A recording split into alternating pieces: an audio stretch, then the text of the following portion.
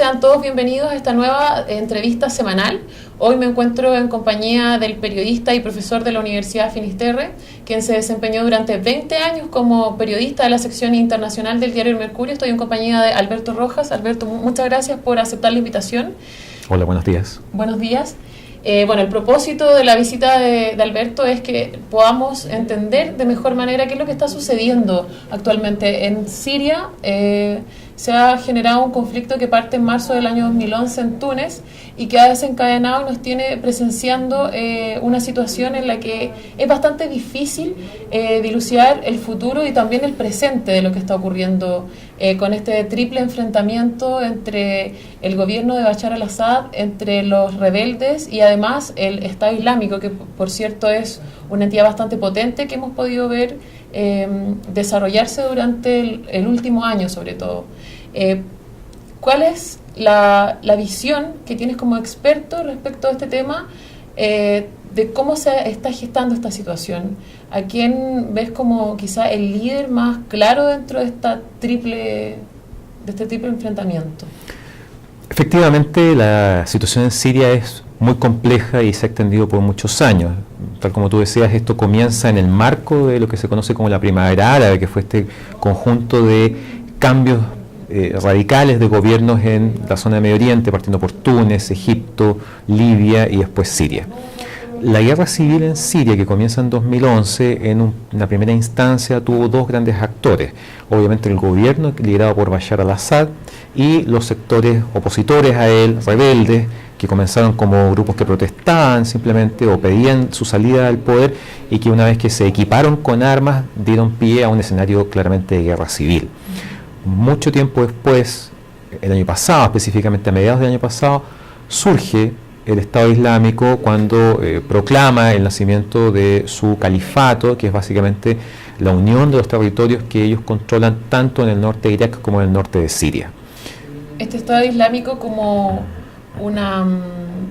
nace de lo que en algún momento conocimos como Al-Qaeda, porque también hay bastante confusión con respecto a este grupo, que también se denomina ISIS, también se le denominó en algún momento como Al-Qaeda. Ahora nos encontramos con un grupo mucho más radicalizado que se encuentra geográficamente situado en los lugares que nos decía recién y que la verdad es que parece no tener rival cuando se habla de combatir al Estado Islámico.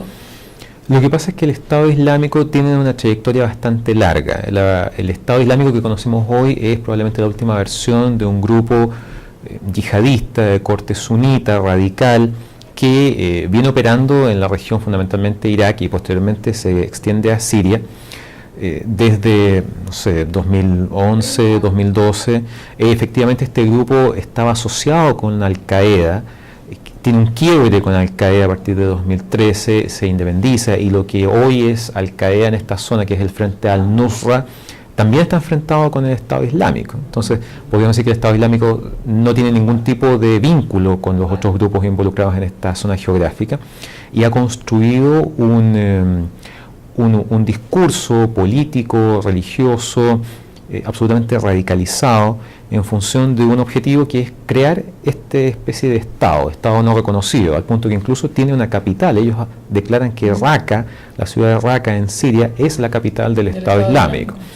Ahora, ¿por qué el Estado Islámico sigue intacto a pesar de que en agosto del año pasado Estados Unidos y sus principales aliados iniciaron una intensa ofensiva aérea en contra de los blancos principales del Estado Islámico? Yo te diría básicamente dos elementos. Uno, el Estado Islámico tiene una cohesión muy fuerte en torno a su, podríamos llamarlo, ideología, la visión que tienen de mundo, la confrontación que tienen con otros sectores del mundo islámico y del resto del mundo no islámico. Y al mismo tiempo el hecho de que Estados Unidos y otras potencias, fundamentalmente sus aliados europeos, no han ido más allá de esta estrategia de bombardeo, de estos ataques a gran altura. ¿Por qué? Porque en el fondo implicaría, para tener un éxito más definitivo sobre el Estado Islámico, la presencia de tropas, soldados en terreno. Y ni Estados Unidos ni sus aliados europeos están dispuestos a desplegar tropas en una zona tan conflictiva, teniendo siempre como fantasma la experiencia estadounidense en Irak y en Afganistán, dos experiencias que fueron prolongadas, impopulares y tremendamente costosas. vemos que acá los propósitos de tres grupos son distintos. Como lo mencionamos al principio, está el gobierno de Bashar al-Assad, que todavía no ha logrado ser derrocado. Tenemos este grupo de revolucionarios o rebeldes que también está conformado por parte de lo que antes fue el equipo militar del gobierno de Bashar al-Assad, y además vemos al Estado Islámico con una tremenda potencia que también se amplía y que tiene adeptos como por muchos lugares del mundo además. ¿Cómo definirías tú que se puede desarrollar este conflicto? Además, viendo que está el apoyo de cierta manera de un país como Rusia, que es fuertemente conocido por su poderío armamentístico, ¿ves la posibilidad de que se cumpla realmente la finalidad con la que partió en el fondo esta revolución, que es el derrocamiento de Bashar al-Assad? Yo creo que el destino de Siria, el destino natural de Siria se ha visto interrumpido por la intervención o la influencia de actores externos. Entonces, por ejemplo, al comienzo de esta guerra civil, países como Arabia Saudita, Qatar, Bahrein, financiaron y apoyaron a los rebeldes en contra de Bashar al-Assad. Mientras que, por ejemplo, un país como Irán se la jugó por apoyar a Bashar al-Assad. O sea, ahí tenemos un ejemplo claro de esta... Se habla de que hay una especie de guerra fría en Medio Oriente entre Irán y Arabia Saudita, ¿no? El escenario de Siria es un escenario en el cual ambos se están enfrentando de manera indirecta, apoyando cada uno al bando que le parece más conveniente. A eso se suma la reciente intervención de Rusia, que está apoyando de manera muy concreta al gobierno de Bashar al-Assad, con tropas, con equipamiento militar, con ataques aéreos. Rusia, cuando interviene en Siria y lo plantea ante Occidente, dice que se va a involucrar para el combate del Estado Islámico. Es decir, va a atacar específicamente al Estado Islámico. Sin embargo, a poco andar, Occidente se dio cuenta que las fuerzas rusas no solamente estaban atacando al Estado Islámico, sino que también estaban atacando a los rebeldes, que no pertenecen al Estado Islámico, de algún modo dándole una ventaja al gobierno de Bashar al-Assad. O sea, si en algún minuto todos estos elementos externos hubiesen podido desaparecer, tal vez lo más probable es que hubiésemos visto que los rebeldes habrían tendido a imponerse sobre las fuerzas militares oficialistas de Bashar al-Assad. Sin embargo, la intromisión de estos factores ha cambiado la ecuación completamente. Y en este instante lo que estamos viendo es que Bashar al-Assad está saliendo fortalecido gracias al apoyo ruso, tanto frente al Estado Islámico como a los rebeldes que buscaban su derrocamiento. La verdad es que es una situación bastante difícil que se vive en Oriente y que tiene como grandes víctimas a la población civil que ha tenido que buscar refugio en distintos lugares. La verdad es que lo que se vive me imagino que debe ser tremendamente complicado. El rol de Estados Unidos dentro de este triple conflicto, esta triple enfrentación, ¿cuál es en el fondo el real interés que puede llegar a tener Estados Unidos al enviar tropas que combatan el Estado Islámico? Bueno, Estados Unidos yo creo que se va a resistir mucho a esto porque efectivamente Obama, una de las cosas que planteó incluso en su campaña presidencial, la primera vez que fue electo, era precisamente sacar a Estados Unidos de este escenario. No hay que olvidar que cuando Barack Obama asume la presidencia de Estados Unidos, se hace cargo de un país que hereda dos guerras, que son Afganistán e Irak, y una crisis económica, la crisis subprime, tremendamente grave y profunda en Estados Unidos. Entonces, involucrar a Estados Unidos en nuevos conflictos claramente no puede ser prioritario para Obama. Obama lo ha dicho. El punto es que Estados Unidos es la principal potencia occidental y mundial. Por lo tanto, no estar presente en este escenario le quita galones, por decirlo de alguna manera, frente a otros actores. Está la imagen de... Absolutamente. Muchos se preguntan si acaso Estados Unidos tiene una estrategia definida en el escenario sirio o no. Si acaso Estados Unidos tiene una estrategia definida en Medio Oriente. Se ha criticado mucho el desempeño en términos de política exterior de Barack Obama.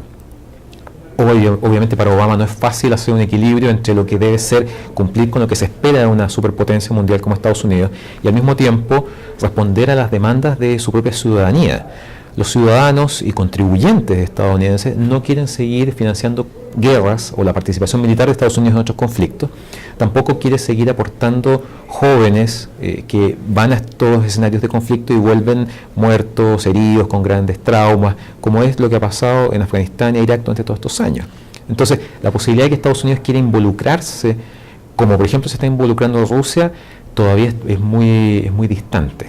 Los intereses quizá que tiene cada uno de estos países son los que también limitan a que alguno se la juegue y arriesgue y sí interceda y apoye en el fondo, o que se mantengan al margen de participar dentro del conflicto. Claro, y por ejemplo en el caso de Rusia, Vladimir Putin ha sido súper claro y con una sola línea. Rusia ha sido históricamente un aliado de Siria, y en este contexto lo que hace Rusia es respaldar a su aliado, sin mayores cuestionamientos. Para Estados Unidos nunca tuvo una buena relación con Siria, nunca tenía una afinidad ideológica, ningún vínculo histórico. El escenario de guerra civil es prácticamente un escenario en el cual Estados Unidos se ve obligado a intervenir producto de la crisis humanitaria. No hay que olvidar que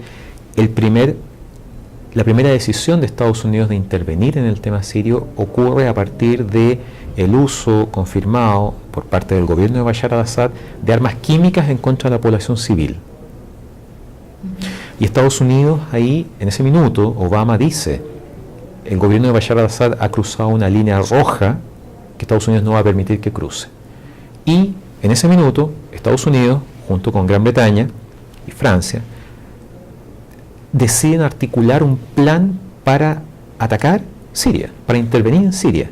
Y en ese instante, Rusia interviene, logra negociar con Occidente a partir del compromiso de que ellos van a garantizar el compromiso del gobierno de Bashar al-Assad de entregar sus armas químicas, cosa que se concreta. Y de algún modo esa intervención muy estratégica de Siria desarticula automáticamente los planes de Barack Obama y sus aliados.